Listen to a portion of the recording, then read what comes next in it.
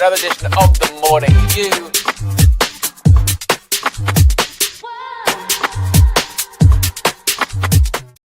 What's going on? What's going on? Calling upon all sources. I'm talking Eddie Hearn. I'm talking DAZN. I'm talking all of Matchroom. I'm talking all of Queensbury Boxing. I'm calling out Ben Shalom. I'm calling out the Undefeated Podcast. I'm calling out Ade Oladipo. Everyone. I'm shouting out IFL TV, Coogan and them man there. What is going on? Because Turki Al-Sheikh has made some serious, I wouldn't say accusations, but he's insinuated some serious stuff. Is he just having fun because it's an international break? Because he's saying that Man United may have new owners, and he hopes that they're better than the last. Turki is a serious guy. Did he just have too much time on his hands while planning Riyadh season? Is this just the introduction to Man United in Riyadh season? Is this just part of the talks and the ploy of Man United going there for a pre-season friendly, so he's just drumming up some interest? I don't know. This is why I'm calling on all the sources, because this could just be a bit of a mess about thing whereby it all just quiets down, and really it's going to be the announcement of a partnership between, Man United going there for some friendlies, or there could be something, because Turki Al-Sheikh doesn't strike me as someone who's in this to talk nonsense. He doesn't. So I'm calling on all the scholars from all sports, Live Golf. I'm talking about what else is going to Saudi, what else? F1. I'm talking tennis. Anyone who's involved with Riyadh season, pull up, because the football community needs you. We need to know what the hell is going on at the time of recording anyway. Let me know in the comments what you think it is. Smash a like on the video. Subscribe to the channel if you are new. Late last night, it's late, as AGT would say. Oh, it's late. WWE, I've even forgot that. Owen, how rude of me. WWE as well. Calling on, I was going to say, I'm very, very, very well versed in the Saudi PAF, the Saudi General Entertainment Authority, and their dealings. And so I do have a bit of experience on this. But yes, Flex, we are going to be talking about investments, possible investments at Manchester United, whether it's a good investment for whoever puts their money into it, no doubt about that. But one thing is a good investment, and that is your health. And here's how you can invest in your health. Today's video is sponsored by our friends at Oxford Natural and their all-new natural supplement, Optimum Day and Night. Thousands across the UK, USA and beyond are smashing their health goals with Oxford Natural. Optimum Day gives you steady energy, curbs your cravings and keeps your metabolism firing all day. Optimum Night helps you relax, get restorative sleep, recover and keep burning fat while you rest. It's not a magic pill, but it will help you reach your health goals. Check out some of the incredible results. Two of our own, Owen, lost over 100 pounds in 10 months. And KG dropped 30 pounds in 4 months. In 8 months, football legend Michael Owen lost 35 pounds. And Robbie from AFTV, Don Robbie, lost over 80 pounds. And in 6 months, Anita, an award-winning immigration lawyer, lost 44 pounds. And Linda, a law firm executive, lost over 50 pounds. No gimmicks, no needles, just results. Oxford Natural, let's get to work.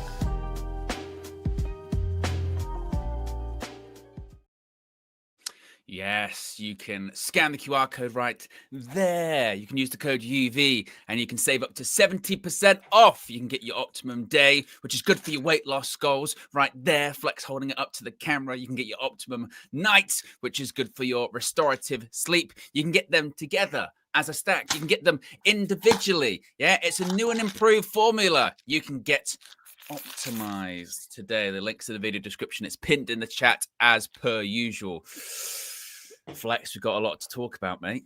We've got a lot to talk about. Indeed, and like I said, I am I'm pretty well versed in Turki Al-Sheikh and his dealings in the pro wrestling world. So he's a very serious man.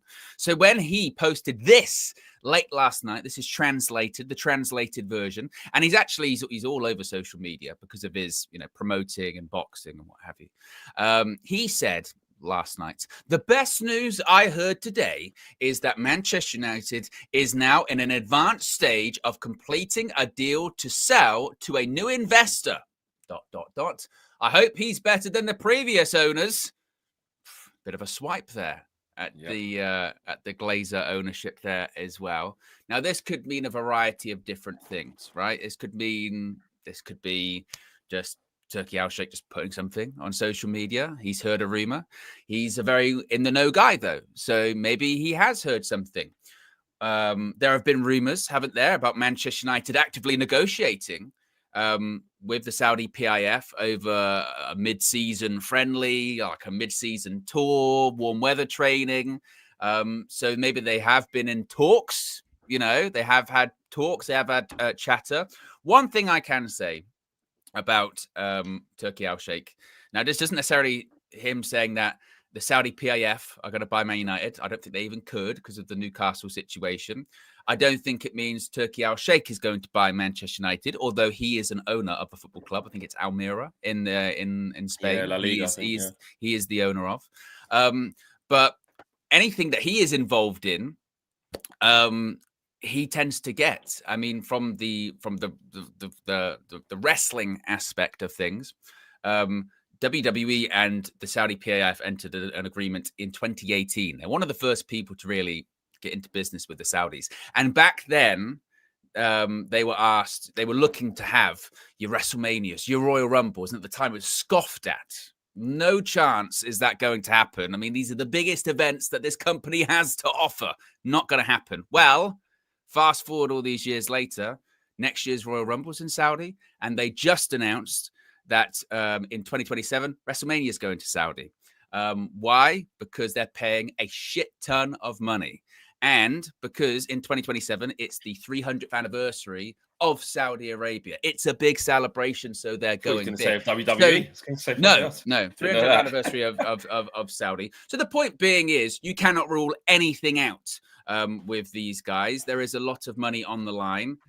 When it pertains to Manchester United, of course, it's very, very different. If there's any kind of negotiation, if there's any kind of sale, investment, we are still a publicly traded company. There are laws. There's the SEC. People have to be informed of such things. It can affect the stock price. It'll be interesting to see what happens with the stock price today as well.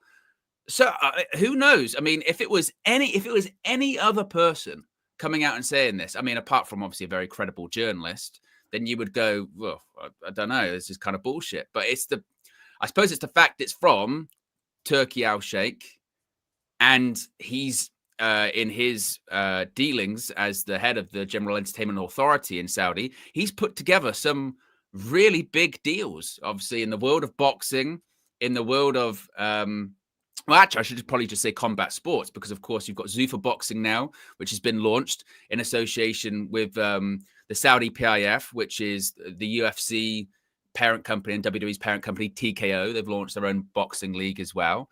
And you've seen the likes of Eddie Hearn and others be a bit, they've kind of talked shit about it, I think, because they're a bit concerned, because there's money behind this and they could really, he's already put together big fights that they couldn't put together before.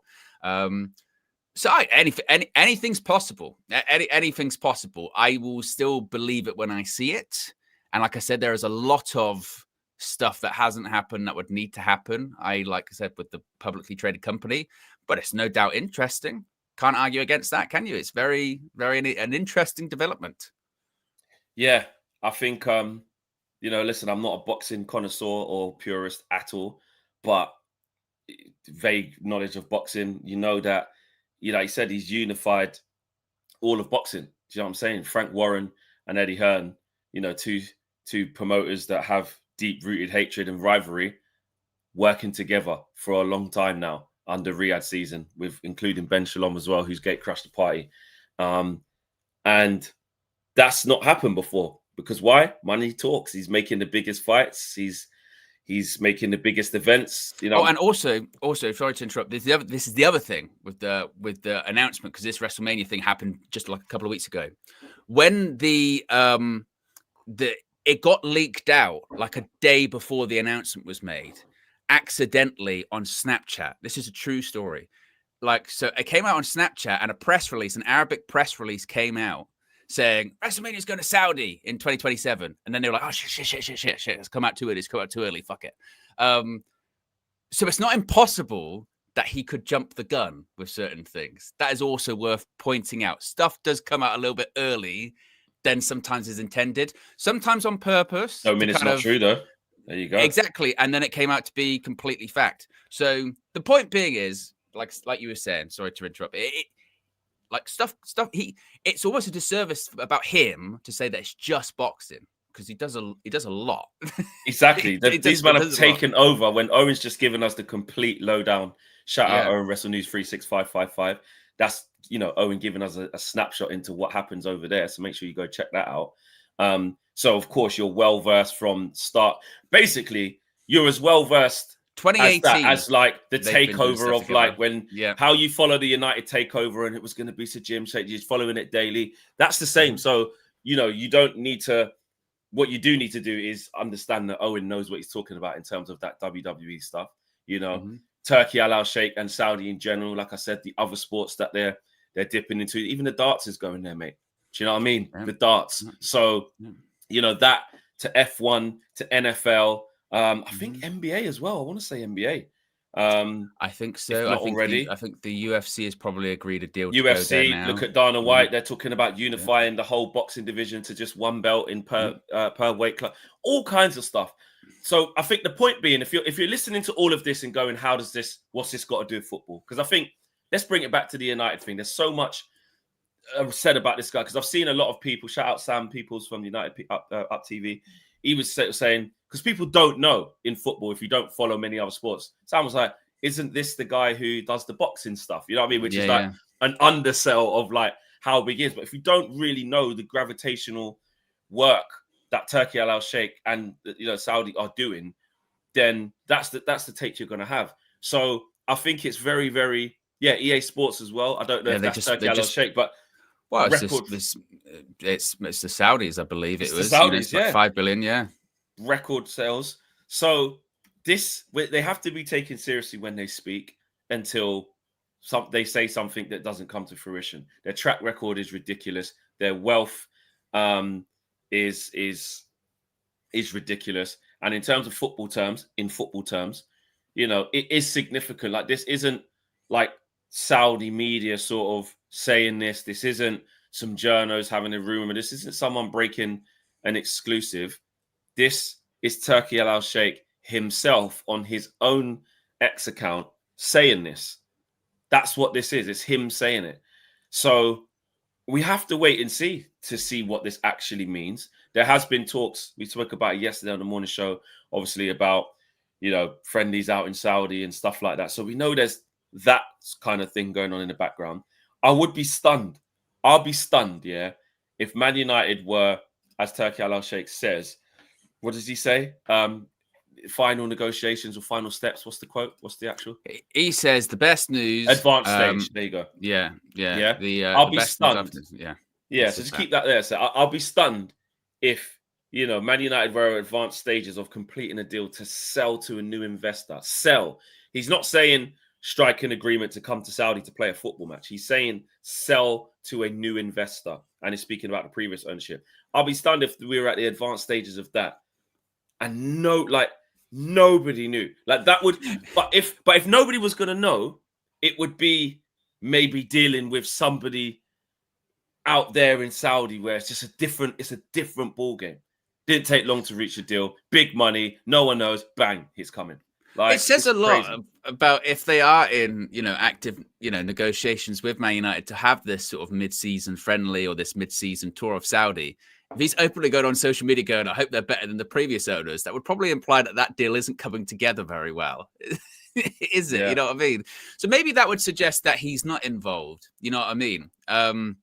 Because if what we've seen with Sir Jim Ratcliffe, right? And we saw it with the whole, strategic alternatives timeline, that the Glazers, if they are ever selling anything to anyone, they get very, very prickly if you dare say anything negative about them. Even yesterday, with those quotes coming out from Sir Jim, which we'll talk about in a bit, still talks very nicely about the Glazers, doesn't he? Still says, no, they're just misunderstood.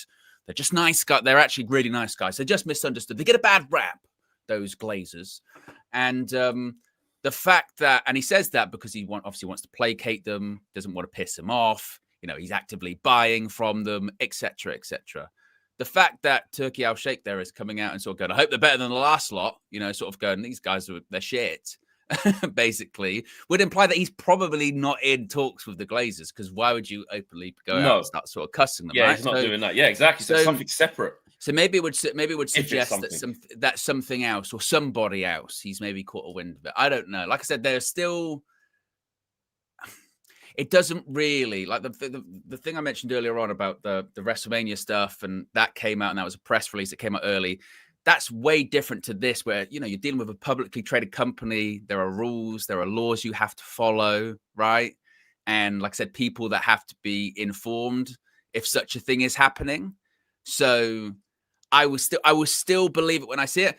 A lot of people are sort of going, well, maybe it's a thing about, you know, Cristiano Ronaldo. Just yesterday, it's coming out from Bloomberg. He's the first athlete to be a billionaire. He's got an index of like 1.4 billion quid or dollars or whatever it may be. Mental. And Man United are, again, a publicly traded company. So if someone wants to try and purchase a shitload of shares, they can do so. Maybe it's Cristiano Ronaldo who's buying a small minority in Manchester United. Maybe he's becoming the next person.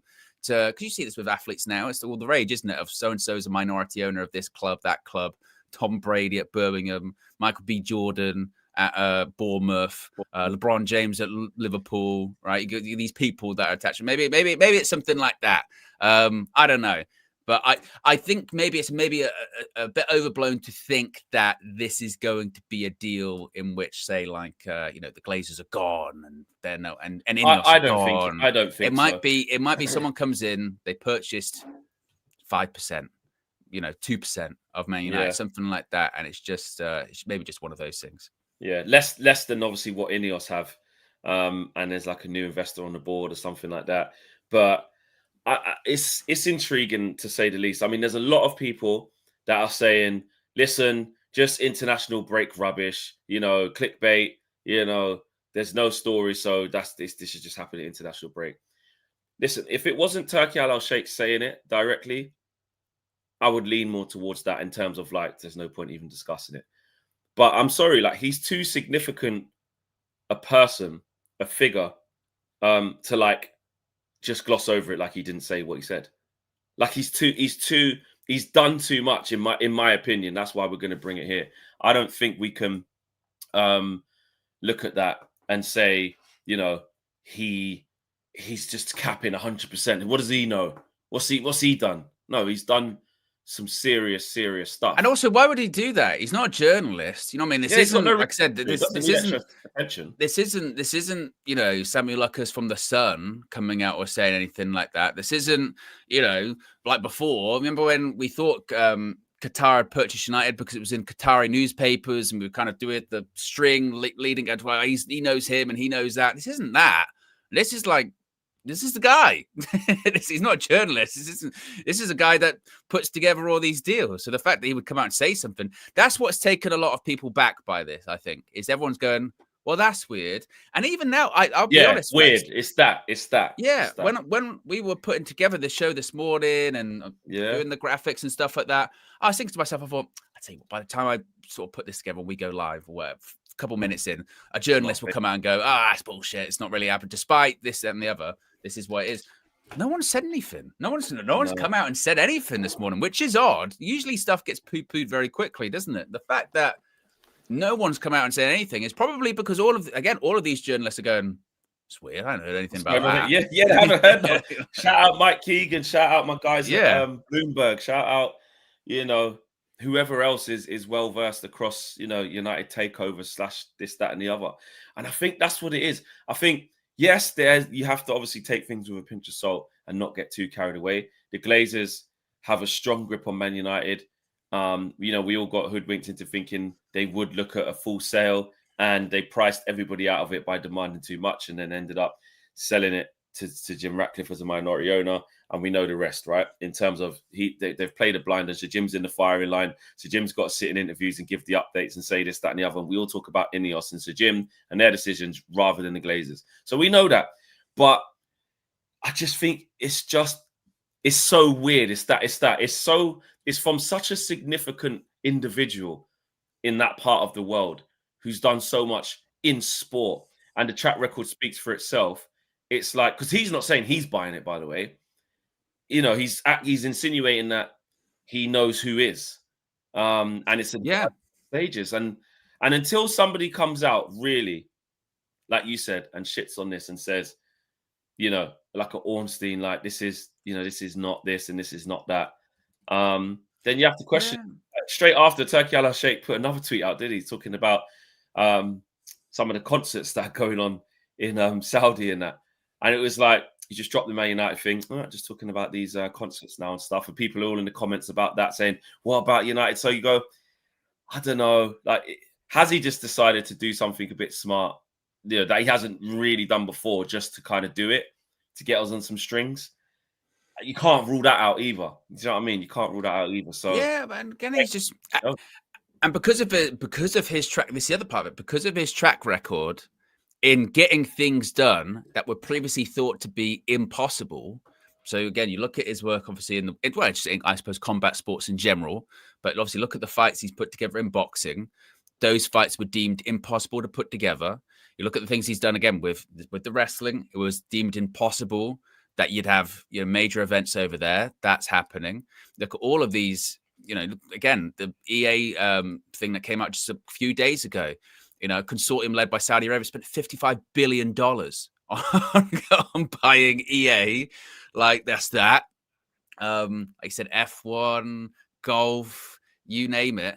And he's very active on social media, and he's got a very big team of people that are very active on social media. But he doesn't really put stuff out there for the sake of it. He's not really that guy. So it is curious. I think, again, that's why I'm just seeing if anyone's really written about it. Chris Wheeler just basically is kind of doing what we're doing here, going, he's sort of tweeted, no one really knows why. Ben Jacobs, who of course has got very strong Saudi links, he hasn't posted about it at all. So yeah, it's a really weird one, because this is someone that does have a lot of credibility saying something like this. And as of now, it's not being disputed. But, you know, so it's not even, so I don't even think it falls into the territory. You know, obviously, whenever, with all of the stuff that happened with the takeover saga across 18 months, there was so much clickbait and so much engagement farming there. I even did a thing about it, didn't I, on one of the shows where I did the whole eyeball Qatar flag sand timer thing. Yeah, and I got like fucking like hundreds of likes, or whatever, because that's what people were doing at the time. And it must be sort of pointed out that, like, that's not what's happening here. You know, that's not what's happening with Turki Al-Sheikh, because why he wouldn't do that. No. They would just, what he's doing that. He's doing that for attention or clout. He's got the biggest pot of money in the world. He's already got a shit ton of clout, you know, and he doesn't need the exposure, does he? My goodness me, he's in the headlines every week for sporting events or deals that are being put off. So yeah, it is just a very weird situation of, like, what is going on. Yeah, I mean, so you have to talk about it. Yeah, it just doesn't make sense. Amil says, "Is this why Sir Jim said Ammer in 3 years? Hashtag preparing to sell." Yeah, maybe. We'll get on to, listen, we've got so much to talk about in the show. We'll get on to all of that and more. Mike Cobra says Saudis already have Newcastle. Premier League won't allow it. Interesting point. But like I said, maybe it's not anything to do with the Saudis. Maybe he just knows. Maybe he just knows someone else is going to do it. Yeah, he's just saying, like, it's just advanced stages. He doesn't say it's going to be Saudi. He didn't say that. Yeah. Sanjit says KG with his boxing knowledge should be able to shed some light on the reliability of this guy. This guy. KG, James Kalia, the New Trinity episode 83. James Kalia. And that's so Black. Have you seen KG's thumbnail? Yes, he obviously had the phobe on and the head wrap on. Last time we put that out was, why did I wear that again? I did something silly when we were talking about Bruno. I think it was Bruno to Saudi. Bruno I think, leaving, and he was to Jim, I think. Yeah. I thought, do you know what I mean? Like, obviously, it's not at that point yet for me. I need a little bit, before I put it on, I need a little bit more. Little bit. Because what if it's got nothing to do with him? Imagine you put the phobe on and they go, right, so I'm from Denmark. They purchased. You go, oh. You know what I mean? Yeah, well, then KG will be getting his. I don't know what they wear in Denmark, but he'll be getting You know those what I things mean? immediately. It would be a bit awkward, wouldn't it? Go, oh yeah, wow. Yeah, exactly. So I think I did see I see his thumbnail. He's got the whole gear on in KG fashion, of course. And yeah, like I said, those guys have spent time out there, man. Like I said, the Undefeated podcast, Pain Game, all those guys, they've been there. They've been around it. So be interesting to see his take on what this thing looks like. And a lot of the boxing guys, I'm going to do a little bit of talking to some of them as well. Eminem, been a member for 16 months, says, big up, lads. I reckon that tweet was to trigger Ineos of outside interest. He has been a long time United fan, but there is SEC rules to follow. And PK Fizzy says, knowing Turkey, he'd be buying players he likes only. And again, Turkey's he's not insinuating that he's doing it. I think we need to kind of come away from, oh, it's Turkey's new investment. Oh, the Saudis are going to... He isn't saying that. He's just saying they're at the advanced stages of selling to an investor. They haven't said who, what country, not PIF fund or state fund. Or they haven't said any of that. Like Owen said, it could be a guy from Denmark. It could be a consortium from Switzerland. Who knows? Could be someone from China. Could be... Who knows? Do you know what I mean? So, yeah, we don't know. We don't know. I think what's clear to say is watch this space. You know what I mean? Maybe we hear nothing ever again. Maybe in 6 months' time, remember when Turki Al-Sheikh said that tweet and nothing ever happened? Yeah. Maybe it could be that. Maybe it could. But it's not even been 24 hours. And, we'll see what the next 24 hours brings. I think it's one of those. Maybe that's what the big next fight's for, is for the custody of Manchester United. It's going to be... the Royal Rumble, it's going to be winner gets a main event match at WrestleMania, but also becomes the new majority owner of Manchester United in the process. You've got to add stakes to these things. You've got to sell tickets, Black. That's what it's going to be. Maybe there is something there. Also, All Elite says selling off shares to fund the new stadium, potentially. That's what I mean. Who knows? Who knows at this point? But what somebody did say, I think, in a chat earlier on is, this shouldn't distract us from talking about what Sir Jim's been on, because Sir Jim's been on a madness. Big interview dropped. Obviously, he was talking about business first, but of course, they was asking about football stuff, and he dropped some bombs, bro. So, I covered it yesterday, of course, in a Flex's view, but it is the sort of show that you guys need to have your say on. We need to go back through the quotes, and people put it in the chat as well. When I did the Flex's view, they said, you left out the Arteta thing. I'll be honest, I didn't know he said that bit. I hadn't, at the time of recording, I hadn't seen, it was like the quotes I was getting from the aggregators kind of didn't get to that Arteta bit and Sir Alex at the beginning of this and that. So, that's the reason why I didn't bring that up, because I wasn't aware of that, which gives even extra foolishness to what he was saying, in my opinion. Yeah, well, they came out very sort of, it was a weird situation how that all came out. First of which, I will say, Flex, we've got close to 1,500 people watching. We're not even at 300 likes. So if you haven't already clicked the... Yeah, if you haven't already... Come on, that could be a timeout. It could be like a mini... Hold on, where are we at? Oh, I can't see it because YouTube's doing that thing. There you go. Went wrong. There you go. I've put the screen, the mic feeding screen's up. You know what I mean? It's one of those ones. Is yours? Owen, is yours not doing yours? When it says something went wrong and it's got the little picture of the chimp. Mine's fine. Is that? Oh, mine's doing that. I hate when it does that. Flechnology, mate. It's not flechnology. It's just flechnology. It's just something went wrong. You should have seen him earlier, folks. Before we went live, he was trying to show me his test of FIFA, and he got there in the end. Well Looks good, isn't it, Owen? Looks good. Yeah, he got there in the end. But the process of him showing me that he had got there in the end, that took a hot second. It took a hot second. He went, "Look at this," and it was just his folder full of video files, and I went, "I'm not watching anything." This is why you got to tune in to EAFC over on the Football Flex. He was so proud of himself. Look at this, and it was just a big folder full of video files when I'm not seeing anything. I will say this while I've got you guys, while we're getting the likes up, because it's a temporary pause. I am what is this? 90. We are 90 subscribers away from a nice round 25k on the Football Flex. So yeah. In fact, actually, let's drop the link. Let's drop the link in there.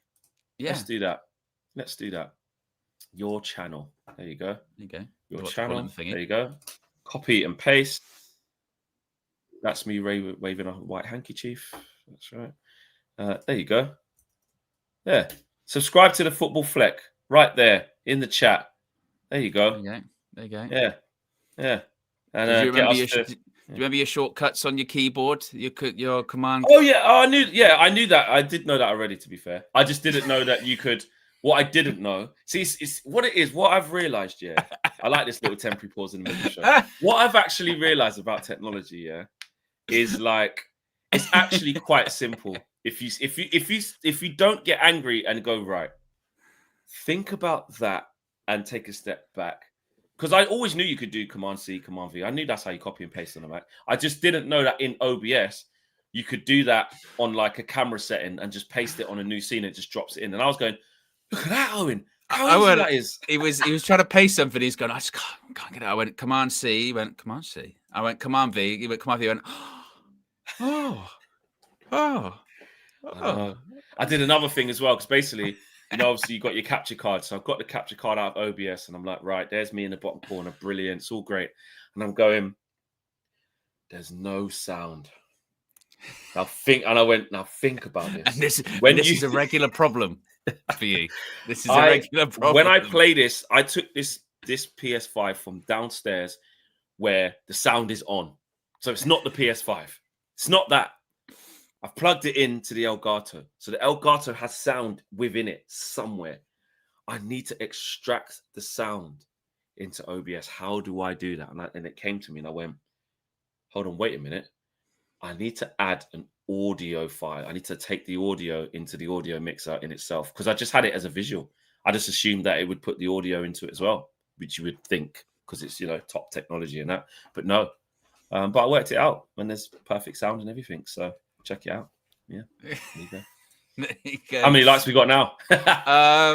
We're at 359. So we're about 40 away from 400. So if you haven't already, click the like button and be sure to subscribe. We're literally 100 subscribers away from 206,000 right there in the top right hand corner. So yes, if you haven't already, be sure to subscribe. So this was interesting, Flex, how the stuff came out yesterday because Sir Jim Ratcliffe did an interview with the Times. It was more of a business podcast, but naturally Manchester United come up.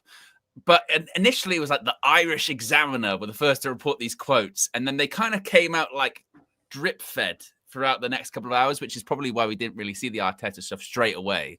But he said on Ruben Amorim, a big backing of the Manchester United head coach. He says he's not had the best of seasons. No shit. He said Ruben needs to demonstrate he is a great coach over 3 years. That's where I would be. The press, sometimes, I don't understand. They want overnight success. They think it's a light switch. He loves the light switch analogy. He does that quite a lot. Yeah, he does. Said Jim. They think it's a light switch. They think it's the Premiership of Manchester United. Yeah, I think it's a light switch. You flick the switch and it's all going to be roses tomorrow in Manchester United. You cannot run a club like Manchester United on knee-jerk reactions to some journalist who goes off on one every week, is what he said. Now, he continued on, and he compared it to the early days of Sir Alex Ferguson and also Mikel Arteta, as Flex mentioned. He says, I remember the pressures that were calling for Ferguson's sacking in his first 2 years. Look at Arteta with Arsenal. He faced a tough time in his first 2 years. We are ultimately driven by results. Whoa, that's an interesting one. We're ultimately driven by results, but we have to be patient and look at the results in the long term. I believe there are a lot of good things at Manchester United, and we need to be patient and have a long-term plan. It's not just a matter of pressing a button, also known as flicking a light switch. I told you, he loves the light switch. He loves it. Yeah, he loves it. Loves the light switch. Stupid. He loves the light switch analogy.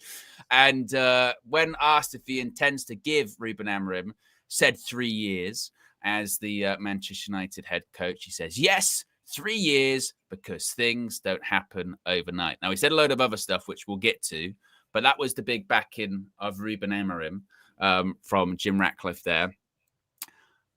First, there's quite where'd you begin to break down all of that? I kind of giggled to myself when he was like, they wanted to sack Alex Ferguson in his first 2 years. And I thought, yeah. And then Sir Jim did it in a year, didn't he? Which is pretty impressive. He managed to sack Ferguson after 1 year. Not bad. He's like, I did it in a few months. But Yeah, where do you stand on all this? Because I've had my say to be yesterday. honest, What are you saying? to be honest, yeah, he says a lot of stuff there, but where is it? Is it this one? He says all of that. 3 years, this, that, and the other. We are ultimately driven by results. There you go. But as soon as he said that, I went, right. So all of the you're saying there, the backing's great. The backing's great. You're saying Ruben Amorim, we want to give him 3 years. I want to give him 3 years. You know, he's got to prove he's going to be a great coach over 3 years, but we're ultimately driven by results. That to me is immediately he's given himself an out there to basically say, look, but if we keep losing games, I'm going to have to sack him. I So that's it. It's the same thing that was put out there. To be fair, shout out Laurie Whitwell. He absolutely got it spot on a couple of weeks ago when he said the intention for Sir Jim Ratcliffe is to give Ruben Amorim the full season. And he's even now said publicly his intention is to give him to the end of his contract, which is 2.5 years. Let's round it up to 3. But the intention is for him to see out his contract. But results dictate everything. So if Man United keep losing games, and like he says, results dictate everything, Ruben Amorim can still put himself in an untenable position. It just depends on what your threshold is for that untenable position. For a lot of people, he's already been put in an untenable position because over 50 games, the results haven't been good enough. You know, the win percentage is the worst since the Second World War, et cetera, et cetera, et cetera. Him coming out publicly and saying that, oh, I've, you know, given 3 years and it's not a light switch and it's going to take a lot of time. We all know that. We all know that. But at the same time, like he says, it's driven by results, which we've all said. At the end of the day, what is it about? Winning football matches. That is what it is about. If Ruben Amorim starts winning football matches or continues to win football matches after that Sunderland game, then he'll get 3 years. He'll get till the end of the season because things will be going how the expectation is that they should go.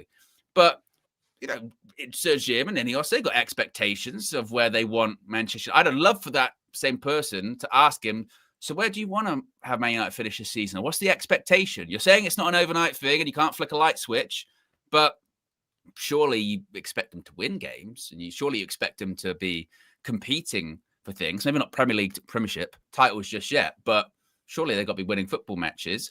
If they don't win football matches, then he'll end up going. It's just, you know, it's like any manager back in. You know, the Forest owner, he publicly backed Nuno like 3 weeks before he sacked him. It's always so part Karen of the Brady game. with Graham Potter. Yeah. So great, he's going to do this, going to do that. So it is something in the sense that, you know, he's coming out publicly backing his guy. Ruben's a nice guy because that's that. When you watch the interview as well, it was different when you watch it. It's different. It's very different because they ask him about Ruben and goes about, you know, results and pressure and this, that, and the other. And the first thing he says is, yeah, Ruben's a nice guy. And the guy goes, well, that's not what I asked you. That's not what I asked you. Not what I asked you. If that's always a bit of a red flag, isn't it? Because if me and you are sitting down and or you're sitting down with someone and they go like, so could you let's talk about Owen's performance? How's Owen doing? And the first thing you go is, you know, Owen's a nice guy. You go, well, this is go well. Yeah, well, how good is he at his job though? I'm not asking you what's he like down the pub. I'm asking you. Well, he's a nice guy. You know, I mean, he's nice. Smiles. So yeah, but what's he like as chief operations manager? Like, what's he like as good to be around content producer? Like, what's he like? Good to be around. Yeah, I know about the videos and stuff, and you know the time and keeping and what's he like with that? He tells the best jokes. Good segues. Yeah. You should see him press start and end stream. I'll tell you what, this is really good. His knowledge of WWE is excellent as well. Yeah. Just start throwing mad stuff in there. Exactly. We're not really talking about, you know, the real what we're supposed to be talking about here. So yeah, I kind of saw it as all right, you know, he's and talk about timing as well. It comes after a win in an international break. Had we lost and then he would be doing this, I think it would be like, what's going on there? But I don't come out of that interview basically being like, well, Ruben's definitely sticking around for 3 years now. There's nothing that's going to happen to change that. Like I said, results change it, but it does confirm what Laurie Whitwell said a week or so ago, which is the intention is to back Ruben Amorim as much as they possibly can until results force them to do otherwise. And they're certainly not going to be swayed, I think, by like individual results. So a bit like that Sunderland, when we were going into the Sunderland game, we're like, oh, if he loses today, he's going to get the sack. I don't think Ineos are looking at it like that. I think they're looking at it more as like an overall picture. Things, if it gets untenable, then he'll go. But I don't really think it changed anything for much for me. Actually, more I think about it, like, what? Okay, we've heard him say that before. Results will determine everything. So that whole point there of results, you can have the best intention in the world, but if he loses 4 in a row from now to the next international break, he'll get sacked. I'm not saying he will. I'm not saying we will. I don't think that will happen. But let's just say we lost against Liverpool, Brighton, Forest, and then Spurs. Like, he'd probably get sacked. So 100% it's driven by results. My thing was a few things, which I did touch on yesterday, but I did get a bit more context even after that as well when I saw the Arteta stuff. I went on Sky as well yesterday, and you get a bigger picture of what's been going on, because obviously we do instant reactions here. You kind of get the quotes, you go instant reaction, how do I feel about this? And then kind of you absorb more information, you see more stuff, you end up watching the video as well, which changes a bit of the context. Not much, but a little bit. My biggest gripes with it was that I think it goes, yes, it always is driven by results. So you can always have that, excuse me, that full stop of like, yeah, you can say all that, but it's just by results. But I just feel like using the word give, like like he doesn't have to earn 3 years. I didn't like that. I think he's gone too. I know people are saying, what do you expect him to say? He's shit and we're going to take it game by game. That's not a vote of confidence, is it? So no, don't expect that either. But I think he could have gone somewhere in the middle to not go as far as basically saying, essentially, it's a 3-year thing. Like, he has to earn that time. But they're saying they're just going to give it to him. So that was the first thing. The second thing for me was this Arteta thing. This Arteta thing has got to stop. It's got to stop. And it's got to stop even from our own fans. And I'm not saying don't have the opinion that you think Ruben can turn it around, but stop this lazy comparison to Mikel Arteta at Arsenal. And I'll tell you why. They're not comparable. And the reason why they're not comparable is because, first of all, Arteta spent less in the first 2 windows. Secondly, he won something to get the fans on board and to get them to believe in something. Thirdly, he wasn't this low in the table. And I've seen the stats. In the first, I think, 34 games or 31 games or something like that, Arteta got 10 more points than what he's got now. So it's not the same.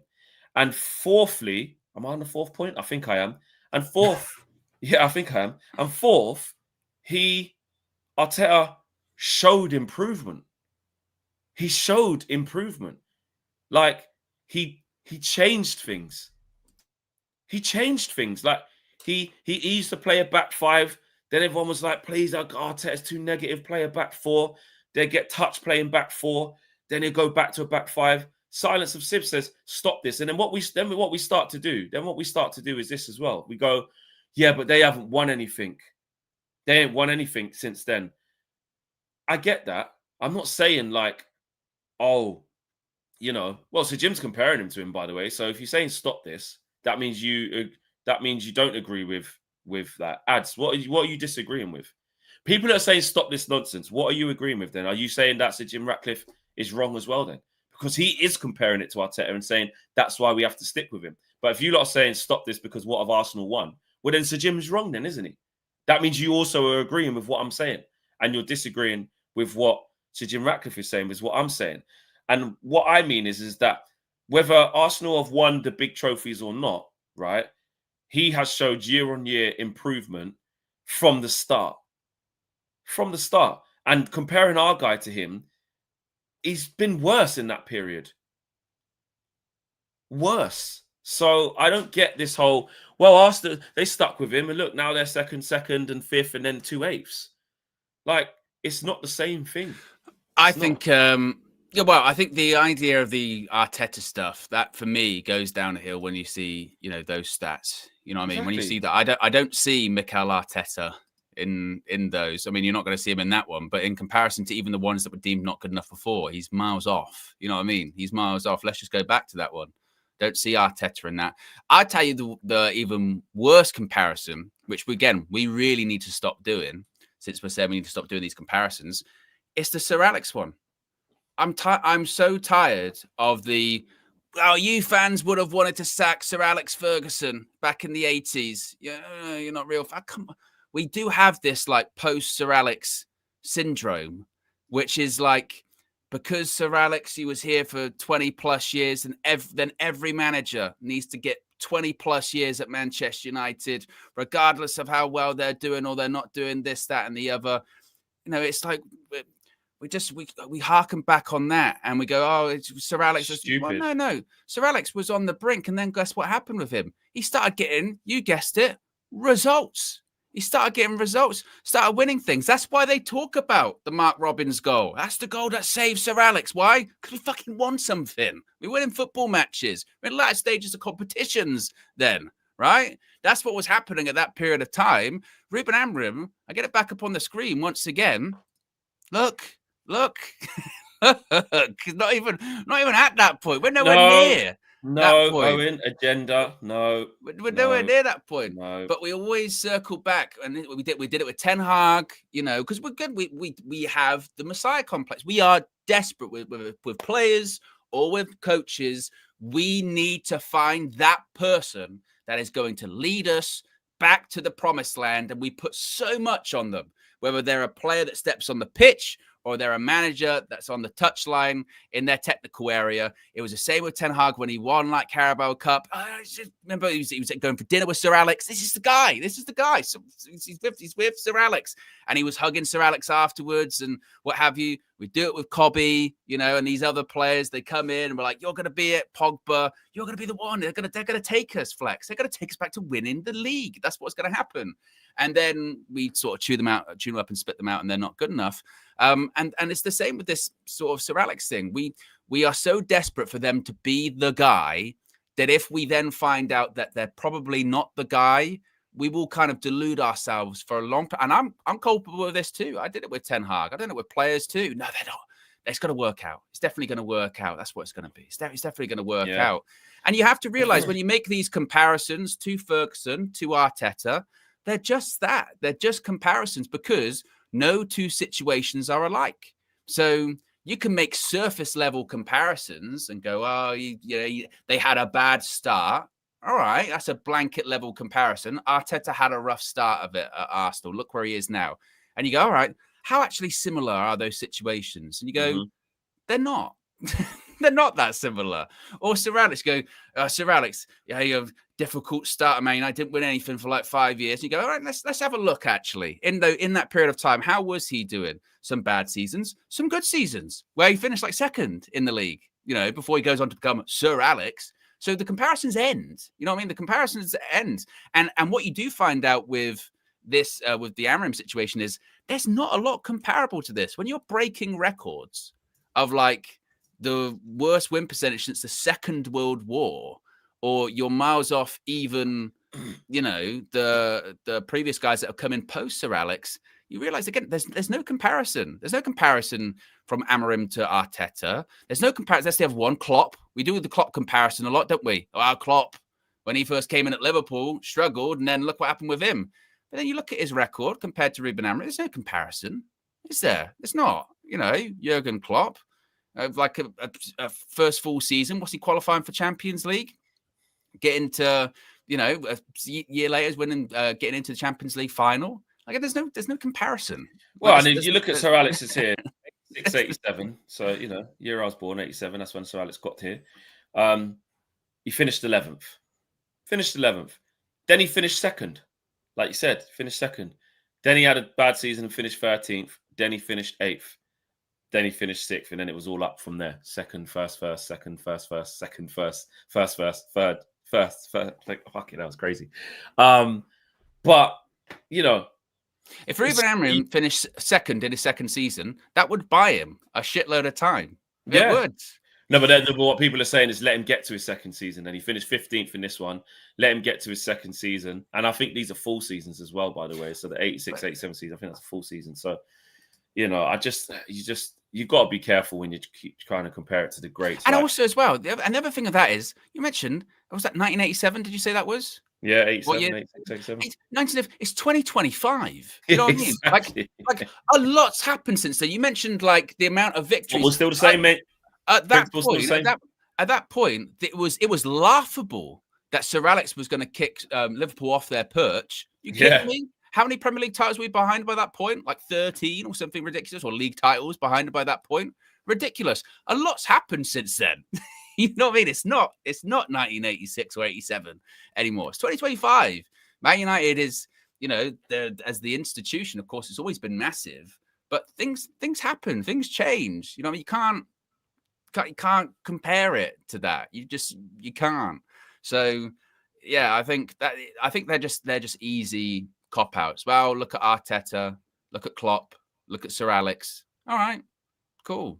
We'll keep saying that, you know, when we're fucking 15th again or whatever. It's Look at where we finished then. Wow.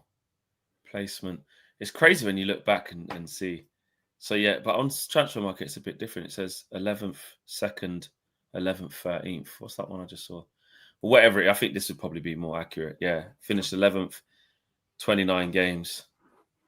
So hold on. That must have not been a full season then. Ad says, my head is hot. The meltdown is generational. 4 points off top 4, 6 points off the top. This is when we don't learn. Yeah. This is when it gets stupid. I remember it last season. I beg you guys, go back and to this date, go to October 9th, 2024. And we were having the conversation about Erik ten Hag. It was the exact 6 points same off fourth, response. or whatever it was. They're only a little bit near fourth. We're 9 points off top, mate.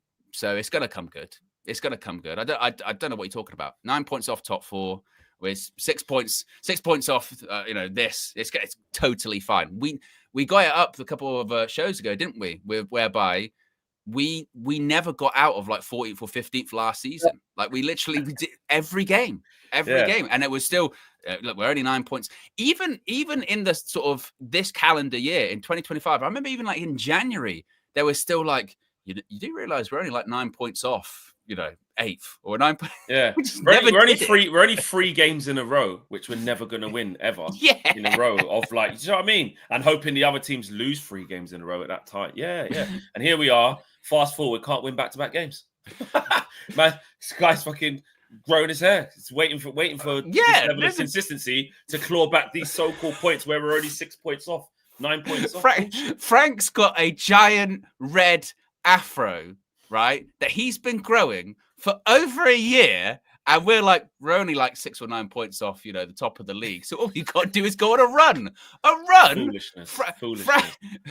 Frank looks like a clown. Like, what? We're going on a run. He's got giant red hair. I honestly, and then again, you're the negative one. You don't have the stomach for rebuild. Bollocks. Oh crap, bro, so stupid. Show says Ratcliffe's comments should have made it clear that Ineos aren't competent and don't understand what Man United should be. We have a dark future under them. And Nicholas says Olympique Marseille fan, I'm going to say. Saudi hope almost destroyed our fan base. They're nearly going to buy Marseille where they wasn't aware of that. We have to talk about as well, still got a few things to cram in, the academy comments as well, because that made a lot of people a long way.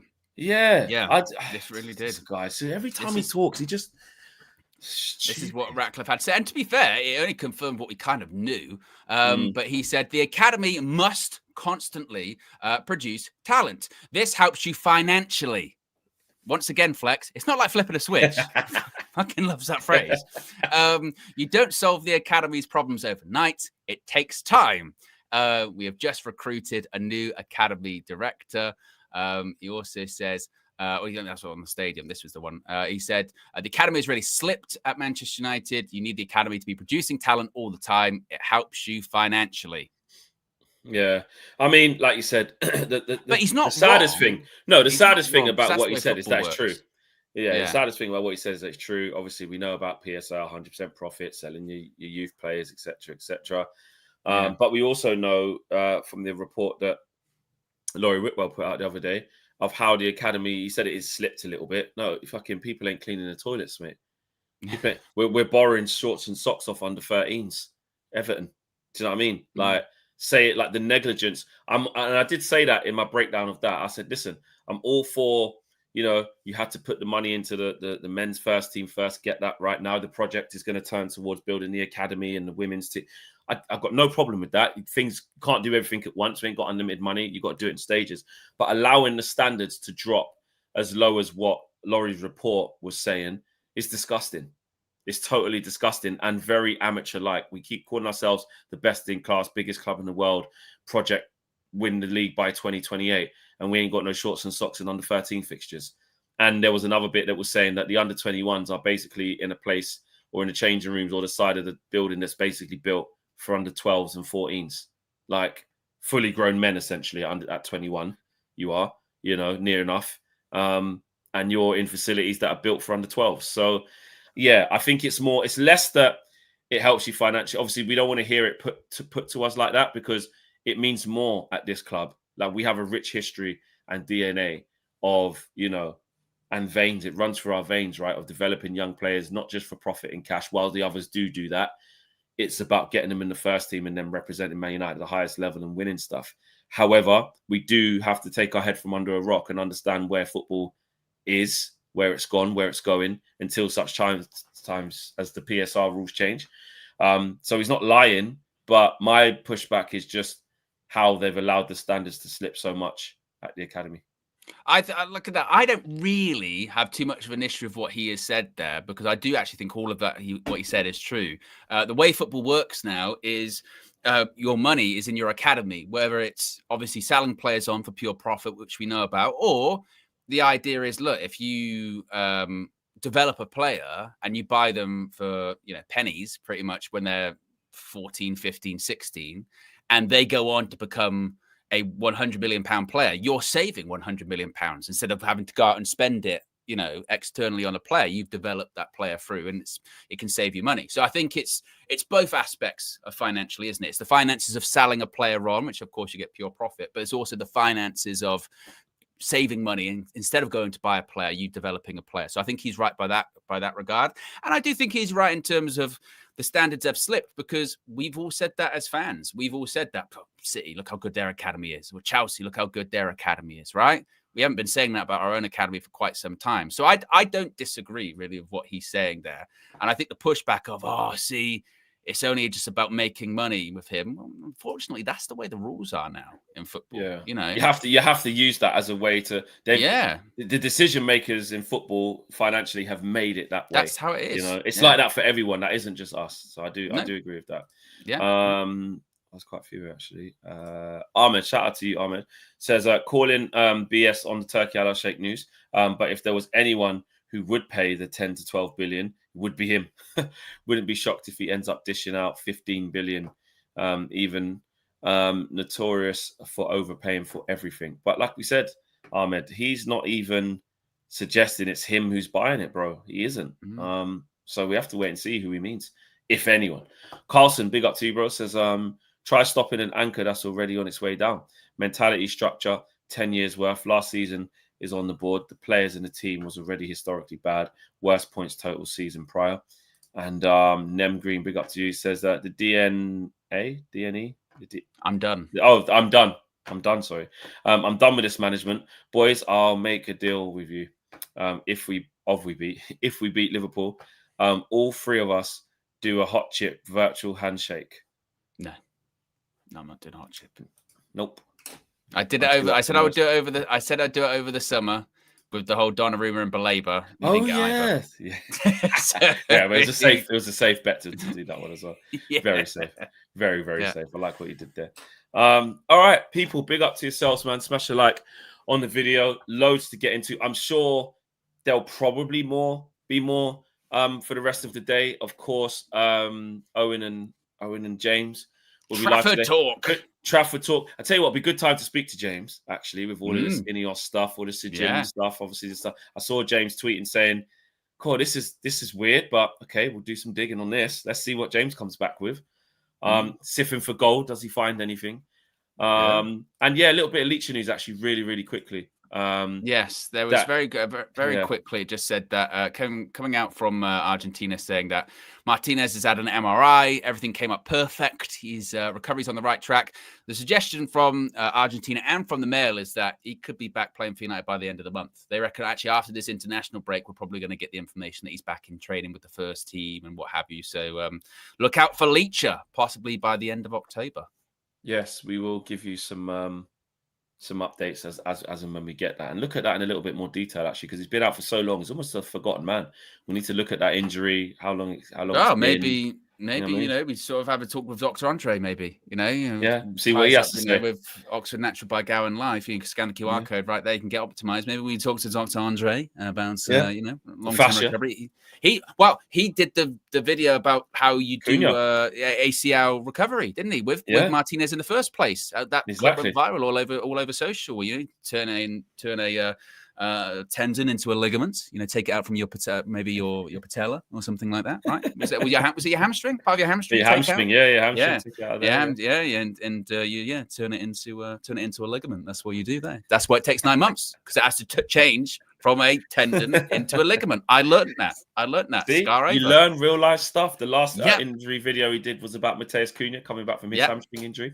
Then he was back quite quickly, like the timescale he was suggesting. So, maybe we should check in with Dr. Andre. Who knows? Yes. Yeah.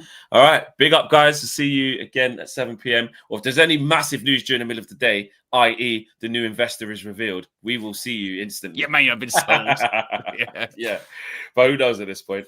Or if there's just an arrangement of a friendly in Saudi, then we'll also let you know about that too. We're out of here, guys. Take care. Peace.